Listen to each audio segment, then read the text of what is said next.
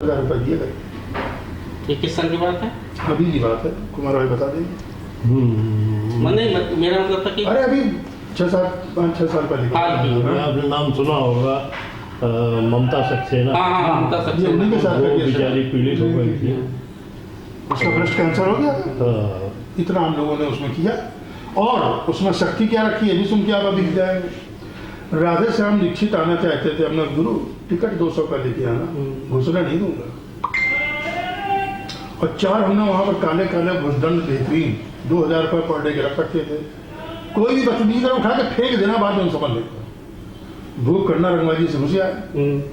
मैं रतन जी का भाई हूँ, बड़ा भाई हूँ, ये भाई हूँ, वो भाई हूँ, 2 साथ में लगे लगे उनको ले आए। हमने भूख जी कहना टिकट दे दीजिए, हमने टिकट है नहीं, हाँ बाहर जाओ। अगले सूबे। तो सर जी आपको फिर इतना कड़वा भी बनना पड़ा। हाँ उससे क्या फायदा हुआ? जिनके पास टिकट थे सबने बैठ के देखा और हमारी जो हम लोगों की इच्छा थी कि हम कलाकार को कुछ दे सकें वो भी हमने दिया। उसके बाद फिर हमने ये किया, जिस लाहौर नहीं देखा, ऑडियंस झकाझक भरी रही। उसके बाद और भी 3 नाटक ऑडियंस होंगे, ऑडियंस हमारी फुल पैक, हमारा हॉल जाता है। अगर हमारा फुल पैक हॉल जाता है तो उस हॉल में बैठे हुए लोगों से क्या हम 50 रुपए भी नहीं ले सकते? बिल्कुल नहीं। यानी बात सर ये है कि आप पेश क्या कर रहे हैं। हाँ, अगर हम बेहतर चीज देंगे तो हम तो हमारा हक है, अब हम मांग के ले सकते अब दुर्भाग्य क्या है हम लोगों का, हम भाइयों का, कि हम लोग तो एक दूसरे की रिस्पेक्ट भी करते हैं और दहशत में भी रहते हैं। यार प्रदीप कुछ कहना दे यार, रतन भैया आपसे तो उम्मीद नहीं थी, ये भूल जाएगी यार, हमें प्रदीप को भी ध्यान रखना है, इसकी बात, इसकी नजर में भी हम नीचे ना उतरे, हम काम अच्छा होना भी। ये विजय भाई भी देखेंगे, कुमार भाई भी करना भी आएंगे। इन सब चीज का ख्याल करते हुए उस प्रस्तुति को हम अच्छे से अच्छा बनाने की कोशिश करते हैं। इसी बीच में कुछ नए लड़के कूद पड़ते हैं। इनके बाप दादों ने दूर दूर तक ना तो नाटक देखा ना किया। एक डायरेक्टर बन जाता है, एक एक्टर बन जाता है, एक हीरोइन बन जाती है, एक स्क्रिप्ट ले आते हैं, एक स्क्रिप्ट ले आता है। अब भैया जब वो शो करते हैं तो हम लोग सर पटकने लगते हैं, इनको कैसे रोके? और उनके पैसे से बुक है। इस चीज को रोक पाना बहुत मुश्किल है। ये हमारे लिए एक कांटा बन जाता है और जैसा प्रदीप भैया ने कहा कि उससे पूरी ऑडियंस का बहुत वो हो जाता है। एक खराब प्रस्तुति जो है, पीछे के जो आप 4 अच्छे नाटक करके आए उसको सब भूमि कर देती है। और यही प्रदीप भैया का इशारा भी है। इसी पॉइंट पे इन्होंने अच्छा गया तो बन जाएगा, लेकिन किसे दे, सबको दे दिया। हाँ, सभी के लिए बोला रहेगा। थिएटर सबको नहीं देते। हाँ, पहले देख लेते ही। मतलब प्रदीप भाई का कहने का ये है कि हॉल बन गया, सब बातें, उसके बाद आप जो पेश करने जा रहे हैं वो क्या चीज, जिसके लिए हॉल बना, वो किस स्तर का आप कर पा रहे हैं? क्यों प्रदीप भैया? हाँ, इसमें मैं बीच में थोड़ा सा बात ये रखना चाह रहा था कि विश्वसनीयता की बहुत सही बात इन्होंने कही है। मैं खाली इसमें ये एड ऑन करना चाहता हूँ, और पंडित जी आप इसमें आप विचार अवश्य रखिएगा कि कहीं ना कहीं बीच में एक ऐसा दौर भी आया जिसमें कि ये अनुशासन शायद हम लोगों में किसी में मिस हो गया कि हमने सब रस के नाटक करने प्रारंभ कर दिए। देखिए होता क्या है कि हम एंजॉय सब करते हैं, लेकिन किसी में हम बड़े एक्सपर्ट होते हैं, बहुत अच्छे पेश कर सकते हैं, और किसी कोई चीज़ ऐसी होती है इसमें कि हम उतना अच्छी प्रस्तुति करोगे शायद हम उतने गहराई तक ना कर पाए। तो ऐसा मिक्स माहौल आ गया कि हर निर्देशक हर रस के नाटक करने लगा। उससे ये हुआ कि जो वो एक इमेज बिल्डिंग का जो काम होना चाहिए था और दर्शकों के प्रति जो जाने चाहिए थे गहराई से, आखिरी में जज दर्शक है और वो ही न्याय भी करेगा और हमारी सोच को और हमारी इमेज को भी आगे लेके जाएगा। अब हुआ ये है, जैसे मैं उदाहरण देना चाहूंगा कि बरुआ ने कभी अपनी लाइन नहीं छोड़ी, इन्हें एक लाइन पकड़ ली कि हमको हास्य रस पे काम करना है, ये हास्य रस पे काम करते चलेंगे, ये नुक्कड़ नाटक पे काम करते चलेंगे। नुक्कड़ नाटक में अनुदान के जरिए वो संस्था भी आ गई जिनको कि कौन सा संस्था हुडा फूडा क्या हुआ करती थी, जब पैसा बांटती थी अपना, उस चक्कर में भी होने लगा, फोटो खिंचाई पेमेंट आ गया, होने लगा। इस तरीके के सामाजिक बातों को, सामाजिक समस्याओं को लेकर, तो उसको लेकर भी नाटक हुए। लेकिन जो हास्यरस का ओढ़कर हर संस्थाओं ने ये करना प्रारंभ कर दिया क्योंकि दर्शकों की डिमांड हास्यरस पे ज्यादा आने लगी। और यहाँ पर मैं अपने आप को थोड़ा सा अलग करना चाहिए कि मैंने कभी भी हास्यरस के अपनी पूरी लाइफ में शायद 1 किया हो या 2 किया हो, मैंने नहीं किए। तो मैंने कहा हमसे बहुत करने का नहीं, मैं एंजॉय बहुत करता हूँ लेकिन मैं इसका न्याय नहीं कर पाऊंगा। लेकिन मजा मेरे को बहुत आता है। दूसरा ये है कि मेरे से अपेक्षा जो लोग करते हैं वो ये करते हैं गंभीर नाटक करेंगे, विचारोत्तेजक करेंगे, तो एक इमेज बनी हुई है, तो मेरे को उस इमेज पे जाना ही पड़ेगा, चाहे साल में एक नाटक आप करें, उसका फायदा लॉन्ग रन में मिलेगा। तो ये संयम निर्देशकों को रखना पड़ेगा। बिल्कुल, बिल्कुल और फिर उसके फाइनेंशियल भी आप मिलेंगे। आज आप देखिए लेटेस्ट में मैं मूक माटी करके आ रहा हूँ। मूक माटी एक काव्य है, महाकाव्य है, जो जिसके ऊपर की 52 PhDयां हुई हैं, तो जाहिर है कि बड़ा गूढ़ महाकाव्य होगा। उसका प्रस्तुतिकरण, उसका तो एक इमेज बनी, और ऐसा नहीं कि वो 2-4 लाख में हो गया हो, 10 लाख की बात है। अब वो चाहे आप ये कह सकते हैं कि भाई आपका एक समाज का मामला होगा, शायद वहां से आप बीच में मिल गया होगा। मैं मानता हूँ कि 50% है पंडित जी, काम है। आपकी इमेज अगर वहां पर होगी कि इसका न्याय कर देंगे तो हम रुपया देंगे, तभी तो मिलेगा भाई। और क्या मैं कह रहा हूँ, आप 50% आपकी बिल्कुल बिल्कुल बहुत बड़ा होगी। हाँ, उसमें 10 लाख का हमारा प्रोजेक्ट था, 10 लाख रुपया आ गया। इसलिए आ गया कि कहीं 50% इस इमेज का मेरे को फायदा मिला। मैं कहना चाहूंगा दर्शकों से कि साहब इमेज का फायदा जिंदगी में मिलता है, और आपको वो धन की जो कमी हम लोग कहीं एक हमारा मुद्दा बन जाता है, वो पूरी हो जाती है। अब अगर मैं सोचूं कि मेरे को एक बहुत बढ़िया हाथ उसमें लेकर आना है, फलाना आना, ला सकते हैं, लेकिन हम नए सिरे से अपने आप को साबित करें, नए सिरे से हम उसको अपनी इमेज को बनाएं, तो मेरे को लगता है कि शायद एक्सपेरिमेंटल तो हो सकता है, संतोषजनक नहीं होता है अपना, तो वो एक उसमें तो ये अनुशासन हम लोगों को रखना चाहिए, ये मैं कह रहा हूँ। बिल्कुल सही कह रहे हैं। अच्छा, इसका एक तो ये बात, ये जो बात आपने बोली, इससे ये साबित होता है कि जिसको जिस रस में ज्यादा आनंद आता है, या जो जिस रस को ज्यादा बेहतर तरीके से प्रस्तुत कर सकता है, उसी शैली के उस नाटक को काम करता है। नहीं, इसकी मतलब मेरा कहना है कि हम पाबंदी नहीं लगा रहे हैं, लेकिन ये अनुशासन स्वयं में रखना होगा। तो खुद आदमी जानता है, कर सकते हैं, हम अच्छा कर सकते हैं। हाँ, वो तो हर कलाकार का ये होता है कि उसको ये मेरा भी पर्सनल ये मानना है कि जितने भी कलाकार हैं, हर कलाकार को अपने लिमिटेशंस मालूम होती है कि हम कहाँ तक जा सकते हैं, और बाकी ये ईमानदारी। बड़ी एक इसमें सुझाव और हम देंगे, आप मेरी बात से शायद अपने विचार रखिएगा कि यहाँ पर उदाहरण के लिए कि आज मेरी रुचि गंभीर विषय में, लेकिन मैं हंसना भी चाहता हूँ, तो क्या एक निर्देशक या अपनी हमें संस्था चला वो क्या दूसरे नाटक का प्रोड्यूसर नहीं बन सकता? क्यों नहीं बन सकता? बिल्कुल बन सकता है। क्योंकि कानपुर रंगमंच में इस प्रोड्यूसर नाम के व्यक्तित्व का अभाव है। बिल्कुल है। होता क्या है कि संस्था का जो प्रेसिडेंट है या जो निर्देशक है वो प्रोड्यूसर भी है। प्रोड्यूसर की अपनी कोई इमेज इस 40-50 साल में किसी ने बनाई नहीं। एक आध लोगों ने कोशिश करी थी, नहीं, आवाज करके संस्था बनाई ना, तो वो प्रोड्यूसर हो गया अपनी संस्था। जो संस्था है ना, जिसने नाटक की जो किया, उसी को सारा अरेंजमेंट करना है, उसको नाटक भी डायरेक्ट करना है, उसको हॉल भी बुक कराना है, टीम को भी इकट्ठा करना है। एक प्रोड्यूसर का व्यक्तित्व ओढ़कर कोई व्यक्ति निकलता 10 साल बर्बाद करता, ये मेरा मानना है कि भाई साहब उसकी अगर इमेज बन जाती कि ये अच्छे नाटक लाता है, तो वो हास्य रस के भी ला रहा है, वो गंभीर रस के भी ला रहा है, लेकिन उसकी इमेज ये है कि बहुत अच्छे नाटक लाता है, तो फाइनेंसर प्रोड्यूसर को देखकर पैसा देता।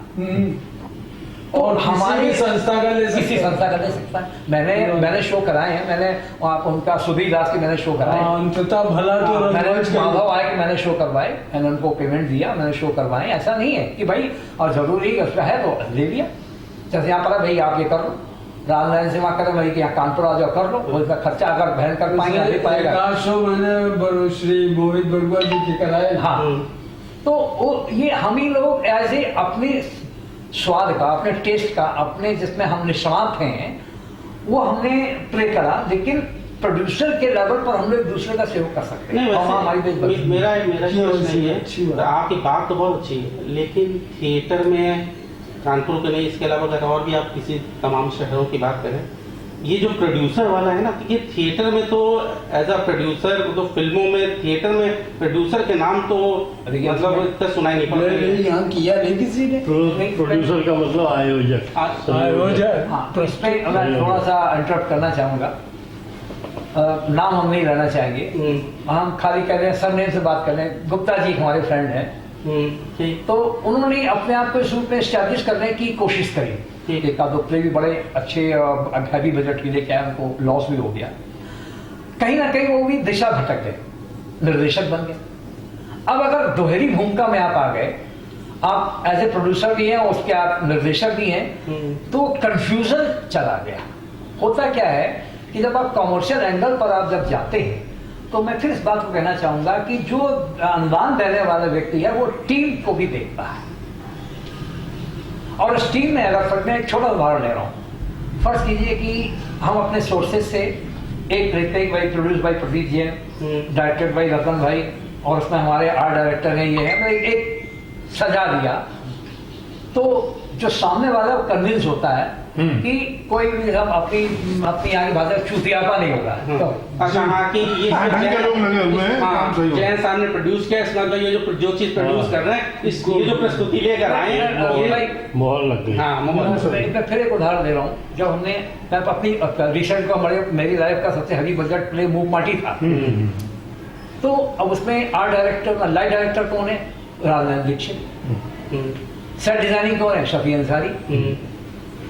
तो जो अगर आप किसी के पास, अपने समाजवादी के पास भी जा रहे हैं, तो वे नहीं देख रहा है कि स्वयंभू प्रदीप जल नहीं है, क्या मैं नहीं कर सकता, मैंने लाइट डिजाइन करी है, मैं लोग करी, लेकिन स्वयंभू को बनने से हम जानते हैं कि वहां पर विश्वसनीयता नहीं आएगी, वो टीम वर्क नजर नहीं आएगा। तो ये शायद मैंने प्रैक्टिकल अप्रोच से सीखा कि टीम वर्क होना चाहिए। और शायद ये एक अंदरूनी हम लोगों की प्रॉब्लम रही कि हम लोगों ने एक दूसरे को उस तरीके से सहयोग ना मिला, और ना मतलब एक कल्चर नहीं डेवलप हुआ, बस इतना ही है। तो शायद वो हमको अनुदान में, स्पॉन्सरशिप में हमारे आड़े गया। कारण को यह भी हो सकता है ऐसा हो कि हमारे घर को दूसरा ना देख ले तो हमारी काट कर जाए। बड़ी देखिए, खुल के चर्चा करें तो करें। ये डर भी था कि हमारे घर को सामने वाला ना देख ले, कल को वो सीधे पहुंच जाए। इसमें दूसरा विचार ये था कि दूसरे को लाभ न मिले, नाम का या पैसे का, ये भी गलत है। जो जिसका काम है उसे लाभ मिलना कोई बुरी बात है। आपका जो काम है उसका लाभ लीजिए। एक शिक्षाप्रद बात यह है, जी, वो शिक्षाप्रद इसलिए की है कि हमने कुछ शिक्षा प्राप्त की है, वो शिक्षा नए कलाकारों के साथ काम आए। जब हम प्ले करते थे, मान लीजिए कोई भी प्ले किया, तो उसमें आज हमने अगर नौकर के रोल के 6 शो कर दिए, तो हम निर्देशक से गुजारिश करते थे कि यार हमको मालिक बनाओ जरा। तो जैसे एक नाटक था फंदी, उसमें हमने फंदी की भूमिका की, फिर उसी नाटक में निर्देशक से सिफारिश करके वकील की भूमिका करी। तो ये शिक्षा हम उस समय ले रहे थे कि हमारा अनुभव कैसे बढ़े, क्योंकि नाटक तो इतने होते नहीं है, तो हम अपने रोल डिफरेंट कैसे कर सकते हैं, तो वो हमने करने की कोशिश की। फिर यही मतलब ये है कि नए कलाकार जो फिल्मों में जाना चाहते हैं, ये बहुत अच्छी बात है। लेकिन अगर आप ऐसे ही चले गए, देखिए अगर आप इंस्टीट्यूट जाते हैं तो आपका 1,00,000-1,50,000 का खर्चा है, ज्यादा 10 लाख का ज्यादा है। ये पूरा इंस्टीट्यूट के नहीं बता रहे, जो चूतिया बनाने वाले वो है ना इंस्टीट्यूट। अरे वही तो सब लाके और कहेंगे तो सरकारी और कहेंगे भाई। उन कलाकारों को सरकारी स्कूल जो है बिना पैसे का रंगमंच ही है। जी, और रंगमंच में आप सीखते नहीं, फटाफट जो है ना रिहर्सल। देखिए हम लोग जब रिहर्सल करते थे 7 बजे सुबह, 7 बजे, और जो 7:05 में आएगा वो सबको चाय पिलाएगा। और बाद में और लेट है तो रसगुल्ले लाएगा, नहीं समोसे लाएगा, जिस तरह। अब मैं बीच में बात कह दूं कि मैंने 1 या 2 मैंने हाथ रस के किए होंगे। एक हमने फास्ट पे प्ले किया, बात का बदन कर, इसके प्रोड्यूसर बरुआ थे, पता वो डायरेक्ट मैंने किया था, वो किया था इनकी संस्था से। तो कहने का तात्पर्य है कि एक रेपो बन जाता है, जरूरी नहीं कि अपना उसमें, तो वो उसके अभाव की वजह से दिक्कतें कई गुना बढ़ गई आगे। भाई एक बात मैं ये कहना चाहूँगा, और मुझे बड़ा मज़ा आया है ये इस मीटिंग में बैठ करके, जो प्रदीप भाई ने इशारा किया, और वो काबिल तारीफ है, और उसका मैंने काफ़ी अनुभव भी किया। अगर आप कोई प्ले कर रहे हैं और उसका अगर एक समझदार प्रोड्यूसर जुड़ जाए, तो आप यह समझ लीजिए कि 70% काम और अच्छा हो गया। उसका कारण है, बिल्कुल सही बात है, उसका कारण है, मैं बताऊंगा आपको, फिल्म में भी और थिएटर में कहीं भी। ये हमारा दुर्भाग्य है कानपुर का कि जो ऐसी स्थान ब्लैंक हैं, जो प्रदीप भाई ने अभी कहा वो ब्लैंक है।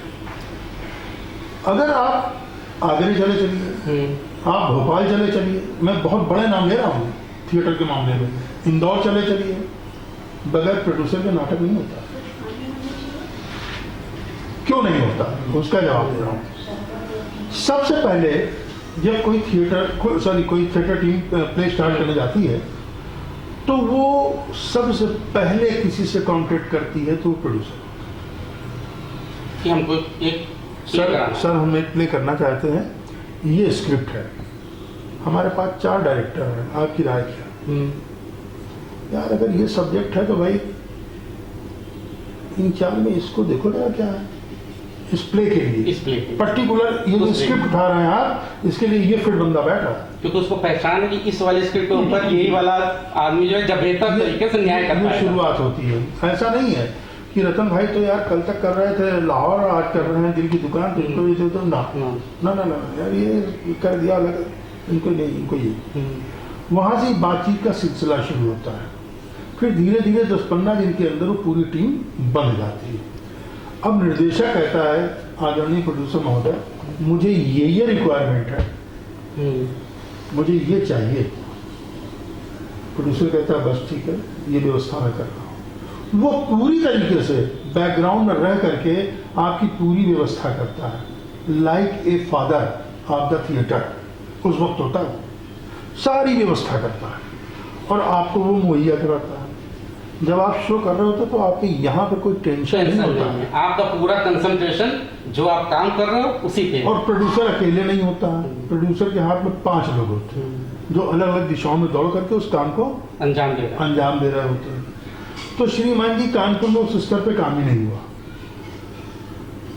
दर्पण के अंदर 2 लोग थे जो दौड़ धूप इस तरीके कर लिया करते थे, हमारे साथ किशोर मिश्रा थे जो इस तरीके की व्यवस्था करते थे।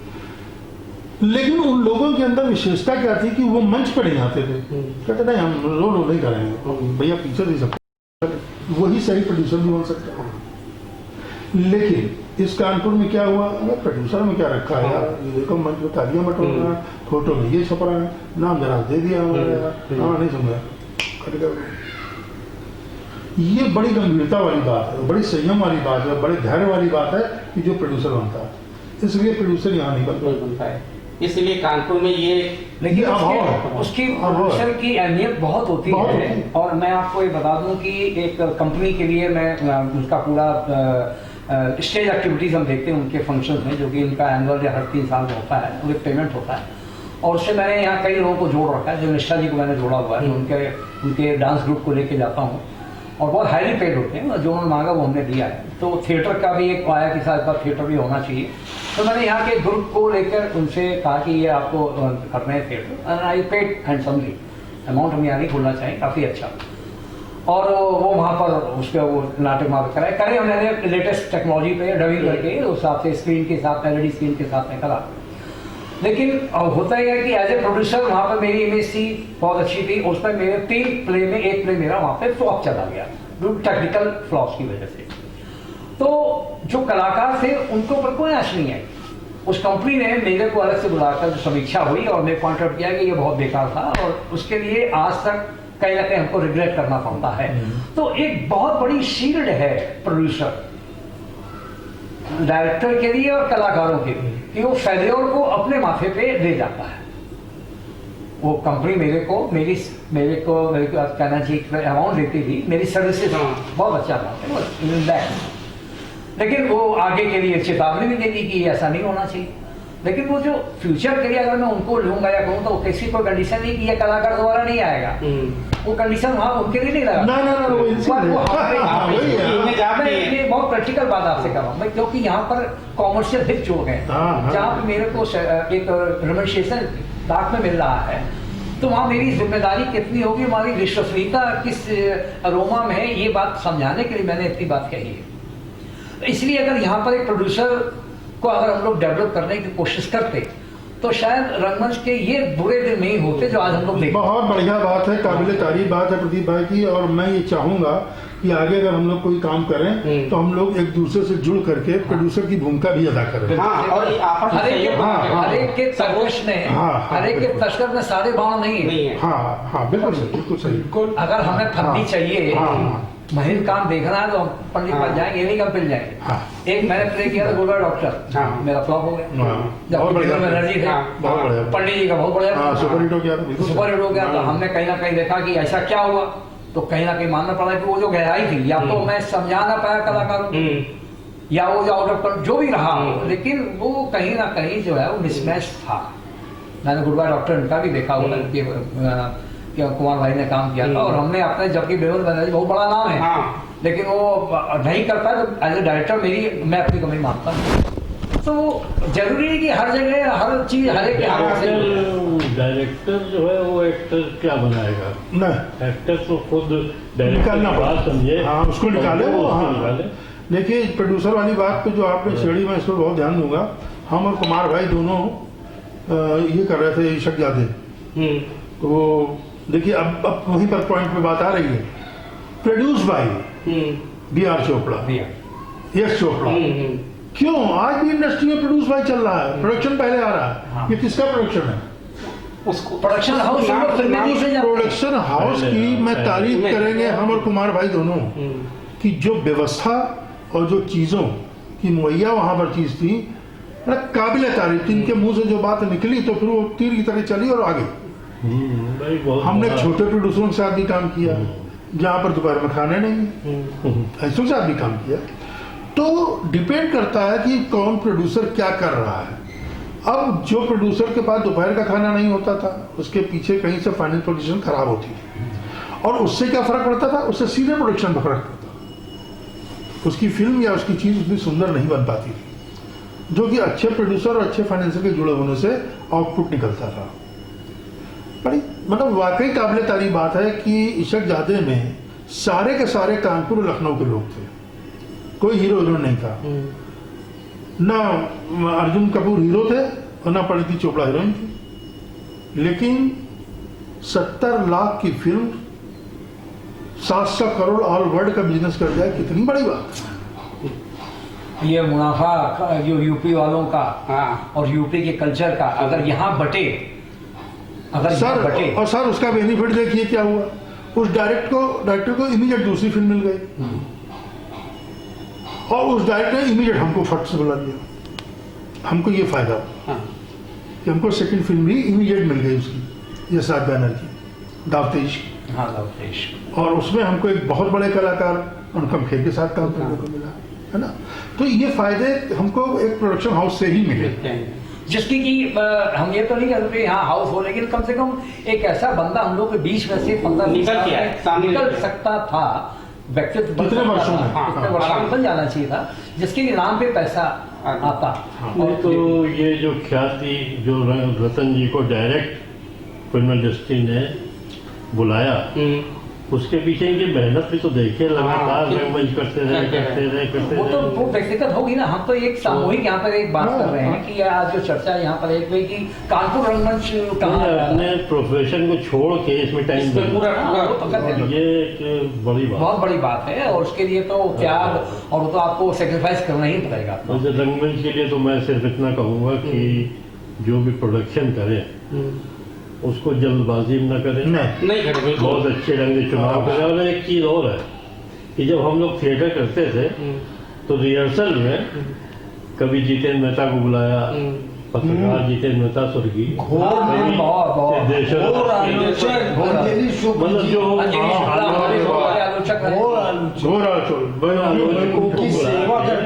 उनको बुला के हम लोग वो बिठाते आते थे बाकायदा रिहर्सल में बैठ के पूरी रिहर्सल देखते थे। हाँ। अंजलि शुक्ला जी के भी हम थोड़ा एक शब्द तो उनसे वो कमेंट्स बहुत भयंकर करते थे। उसमें हमने प्ले किया था, गुंडा करके था, वो इंग्लिश नाटक का हिंदी रूपांतर था, अनुवादित करके। तो उसमें पहली बार हमने 50 रुपए की टिकट रखी, दिमाग बता कि साहब प्रोफेशनल थिएटर होना चाहिए, कमर्शियल के। तो वो उन्होंने आधा पेज का हमारी समीक्षा लिखी। तो उसमें हमने ग्लास लगा दिए थे, एक ड्राइंग रूम सेट था, उसमें की विंडो पे हमने ओरिजिनल ग्लास लगा दिए थे। एक सीन था कि इसमें बाहर से गुंडा आता है, वो पत्थर मार के ग्लास तोड़ता है, तो उसमें वो गुम्मा उठाया गया, गिलास टूटा, छन्न किया, तो बड़ा रोमांच स्थिति उत्पन्न हुई। वो समीक्षा में लिख रहे हैं कि प्रदीप नगर नाटक हुआ, एक गुम्मा पड़ा 25 रुपये वसूल, 2 गुम्मे पड़े 50 रुपये वसूल। तो ये उनके कमेंट्स हुआ करते थे कि उनको वो स्टंट नहीं अच्छा लगा होगा, लेकिन आलोचक के साथ साथ में उन्हें उस कवरेज को पूरा एक आयाम दिया कि हाँ वास्तव में उसके पीछे की भूमिका क्या थी। इस तरीके का रंगमंच मनोवैज्ञानिक नाटक यहाँ पर नहीं होते हैं, और उसके पीछे अगर ये आवश्यक था, लेकिन जिस उससे वो जा रहे थे कि तालमेल बैठा रहे थे कि अगर इस कैलकुलेशन पे दर्शक चला गया कि हमने इतने रुपए खर्च किए तो इतने रुपए हमको वापस मिले कि नहीं मिले, ये गलत है, ये उनका अच्छा, साथ है। आप ये जो है अब तो आज के टाइम पे तो उस तरह के आलोचक भी नहीं रहे, हाँ ये फिलहाल भी तो नहीं दिख रहा है कुछ। देखिए क्योंकि ये जो मतलब अगर आप कोई भी रिहर्सल या करते हैं और अरे एक आध तो मिल ही जाएगा कोई ना कोई आलोचना करने के लिए, तो अगर आप देखिए आलोचना ना करें वो, आप उनके रिएक्शन तो जज कर सकते हैं कि हम तो यार कॉमेडी कर रहे हैं, उसका मुंह लटका जा रहा है, हम यहाँ रो रहे हैं वो हंस रहा है। इस रिएक्शन से आप सुधार ला सकते हैं। ऐसा होता था अपने यहाँ भी, सब लोग आलोचना नहीं करते थे, कुछ लोग करते थे, इससे हम सजेशन भी देते थे। तो ये बहुत ज़रूरी है कि आप शो के पहले उनको ला के बिठाएं, चाहे वो ऑर्डनरी आदमी हो, उनके रिएक्शन आप देते हैं आपको पता लग जाएगा, उसमें आपको सुधार की गुंजाइश बहुत। तब एक बेहतर प्रस्तुति निकल के आए और जब दर्शक के सामने हो जाए, ये हम लोग हमेशा करते थे, हर नाटक में करते थे। इस कोरोना काल में समापन में जाते जाते मैं तो पैनल से ही कहूँगा कि जो कोरोना का आपदा काल चल रहा है, तो भविष्य में दिशा क्या, भविष्य का तात्पर्य नहीं कि 2 4 5 साल आगे तो खत्म भी होगा, डाउन भी होगा, फिर से दौर आएगा। इन बिटवीन हमको अगर कहीं ना कहीं अगर वो करना हो, अपनी जीवंतता बनाए रखनी हो, तो क्या करना चाहिए अपना? जैसे रेडियो नाटक का एक उदाहरण हो सकता है, क्या इस पर हम लोग काम कर सकते हैं या करना चाहिए, इसके बारे में अपने विचार। क्यों नहीं कर सकते? रिकॉर्डिंग कर लीजिए वहीं पर, बढ़िया रिकॉर्डिंग हमारे यहाँ हो जाएगी, कोई दिक्कत नहीं। इसके बारे में थोड़ा सा अपना चर्चा हो। अब ये जो कम से कम ये लगेगा कि एक जीवंतता बनी हुई है, और फॉर्मेट उसका ये है भाई कि सुन ले आती तो रेडियो नाटक का दौर जो खत्म हो गया है, हो सकता है कि फिर से रिवाइव हो जाए। अरे साहब हवा महल भी आप इंतजार करते थे टाइम। तो इस कोरोना काल में क्या ये एक अच्छा माध्यम नहीं बन सकता? नहीं, ये जो कोरोना ने पूरे विश्व में तालाबंदी कर दी है, इसको खोलना तो हम सबको ही है। तो इसके लिए रेडियो है, जो भी हम कर सकते हैं, इस ताले को तो खोलना है। वैसे ये आखिरी चरण में है, कोरोना हमेशा ये तो टीका नहीं है, ये आखिरी चरण का 1 साल का समय है पंडित जी। अब 1 साल तक आपको इस तरीके की मानसिकता में जो आदमी चला आया है, वो हाल ही हल जाए कि वो गवर्नमेंट क्या नियम लाएगी, वो किस तरीके का व्यापार चेंज आएगा, ये भी आप भविष्य के गर्भ में है। ये आप मान के चलिए कि सैनिटाइजर का इस्तेमाल आदमी की लाइफ में आ जाएगा, थोड़ा सा दूरी उसमें आ जाएगी, बहुत ज़्यादा भीड़ वाले उसका जो आयोजन जो होते चाहे धार्मिक हो या सामाजिक हो, उससे आदमी बचेगा, ये सब चीज़ें तो वैसे आपका जो सुझाव है रेडियो नाटक का, ये तो बहुत ही अच्छा और बहुत सरल है। हाँ, इसमें तो हम लोगों को शायद कम से कम एक नई बात तो पहुँचेगी। इससे पहले हम लोग जो कर रहे हैं वो भी किया जा सकता है, क्योंकि आजकल तो पर्दा अपने हाथ में है, हर हाथ में पर्दा है, इसलिए वो क्यों ना ड्राइंग रूम में बैठ के छोटे छोटे जैसे सीरियल्स हम लोग सीमित जगह पे फिल्माते हैं। फिल्मों की तरह जो है नहीं कि लंदन चले गए, पहाड़ों चढ़ गए, कहीं भी मिड शॉट या क्लोजअप या आउटडोर के 1-2 पैच जोड़ दिए जाते हैं, बाकी तो सब निपटाया जाता है एक ही सेट। एक्चुअली क्या विजय भैया कि अभी नाटक नहीं हो सकता। नहीं कर सकते सीमित नहीं, नाटक कैसे नहीं हो सकता, वो थोड़ी संभालता है। जैसे हम लोग यहाँ पर बैठ गए, ये भी जो लोग देख रहे हैं वो भी ये कहेंगे बातें तो बड़ी कर रहे हैं, किसी के चेहरे में मास्क नहीं लगा, लेकिन हम लोग बाहर से हाथ मुंह नाक सब धो धा करके स्प्रे मार के तभी बैठे हैं, जिससे लोगों को ये ना लगे कि लोग ऐसे ही बैठ गए, और सबके पास अपनी अपनी जेब में एक मास्क लगा दिया। हाँ, उसमें ऐप भी लोड है, इसमें ऐप भी लोड है, तो लिहाजा हम लोग इसका ख्याल रख रहे हैं। लेकिन मैं बताना भैया ये चाह रहा था कि जैसे हम लोग रिहर्सल करते हैं और उसमें जो लड़के हम बुलाते हैं, यही सब तो नहीं चाहे इकट्ठा हो जाते हैं, हम लोग बुलाते हैं, वो लड़के किन किन स्थितियों में रहते हैं, किस मोहल्ले में रहते हैं, किन हालातों में रहते हैं, फिर वो कितना अपने लिए केयर कर पाते हैं, वो रिस्क नहीं ले सकता। वो देखिए आते हैं और आकर के वो किसी को अगर ट्रांसफर कर जाते हैं तो विजय भैया हम लोग हाथ नहीं लगा पाएंगे। वो अच्छा, फिर होगा क्या, लोगों की उंगली उठ जाएगी, बताइए इनको नाटक के लगे, मेरा लड़का जान से जाना है, ये मुसीबत खड़ी हो जाएगी। तो अभी फिलहाल मेरी इस मैटर को लेकर इंद्रमोहन रोहतगी जी से भी बातचीत हुई, कहने रतन एक बार बताओ, अगर तुम कर भी लेते हो तो हॉल के अंदर कैसे लोगों को बुलाओगे? वो ताकि चीजें और से एक नई चीजें निकल करके आए। तो जैसे कि आज का विषय था हमारा थिएटर और थिएटर से उसकी जो भूमि है प्रेक्षागार उसकी बातचीत थी।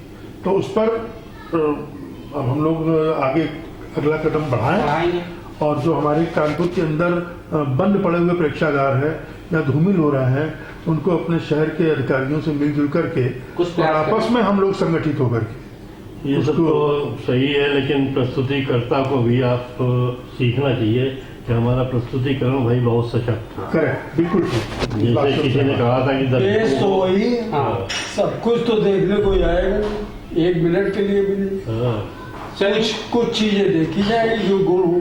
इस पर चर्चा को फिलहाल अब यहीं पे विराम देते हैं। बिल्कुल। और आगे के लिए जो नए विषय आ रहे हैं हम लोग जब तक ये संकट का समय चल रहा है तब बीच में एक बार मिलके इस पे और चर्चा करके आगे क्या हम लोग कर सकते हैं मिलके उसको पर नहीं हम अपने इस माध्यम से गौरव भैया के इस माध्यम से अपनी बात पहुंचाते हैं से कम पूरे शहर को इस बात से अवगत भी कराते रहेंगे कि हम रंगकर्मियों के बारे में क्या सोच रहे हैं और क्या करना चाहते हैं, तो उससे कुछ चीजें जीवंत भी आएंगी। और इसमें चाहूंगा कि अगला विषय अगर वो अपना बरुआ से हम कहेंगे कि अगला विषय रखें कि हम लोग परिचर्चा करें, उसका टॉपिक हो, वो टॉपिक कहानी के ऊपर हो कि देखिए ये कहानी भविष्य हम लोग ला सकते हैं और उसके बारे में वो निर्देशक 2 शब्द कहे। सुनिए तो अब ऐसा करते हैं तो एक थोड़ा चर्चा का विषय अच्छा हो। एक बात आपकी बात से और निकल आई, मेरा निवेदन ये है कि अब ये किताबों वाली कहानी ना हो, आपकी अपनी कहानी। हाँ, अच्छा, जिससे कि हमको थिएटर में एक नई स्क्रिप्ट भी तो मिले। हाँ तो चलिए अच्छा है ना? नहीं अच्छा, ये जो कहानी वाला इन्होंने प्रदीप भाई ने बोला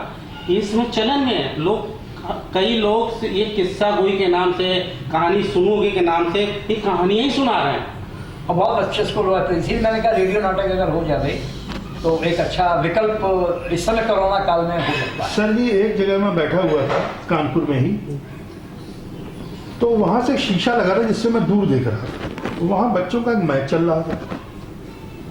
उस मैच को देख करके मैं बड़ा प्रभावित हुआ। मैंने कहा भाई साहब उधर झांक के देख, अरे हाँ देखिए देखने लगे। तो थोड़ी देर में वो सज्जन बोले, कहना आपको मालूम है कौन बच्चे खेल रहे हैं? कहना कुछ हमें नहीं लगा, कुछ अटपटा था, कहने सारे ब्लाइंड हैं। तो कानपुर में एक ब्लाइंड स्कूल है। हाँ है। और बड़ा मेरा मन हुआ कि अगर आप लोगों का सहयोग हो जाए तो यार उसको शूट किया जाए। वो ब्लाइंड बच्चे क्या खेलते हैं और क्या चलते हैं, उनका जीवन कैसे आनंदित है। ऐसा नहीं है आंखें ही जरूरी है। अरे बॉल जाती है, बच्चा उसी स्पीड में चला जा रहा है, से कैसे चला जा रहा है, जादू। तो ये सब चीजें भी हम लोग करेंगे। क्या हुआ साहब, बहुत अच्छा लगा आपने सबको इकट्ठा किया, उसके लिए बहुत बहुत धन्यवाद। और भविष्य में हम लोग फिर से जुड़े मिलते रहेंगे और आगे और भी चर्चाएं करते रहेंगे। अब मेरे ख्याल से जो प्रदीप वाला टॉपिक है अगला विषय कहानी वाले टॉपिक पे बिल्कुल चलिए। और रेडियो नाटक, हाँ रेडियो बहुत अच्छी बात। और बाकी जो है वो प्रेक्षागार की समस्या पे हम लोग एक उसका खाली पीली नहीं, लेकिन उसकी भी एक रचना कर फिर ऐसा रहे हैं। कि किस तरीके से हम अपनी बात को आगे ले जाके इसको और ये हम लोग को अपना ही कंधा इसमें लगाना चाहिए। ये मेरा अंत में शो मस्ट गो ऑन। इफ्ता और श्री मोहित बरुआ के बहुत ही हम लोग आभारी हैं। धन्यवाद धन्यवाद धन्यवाद।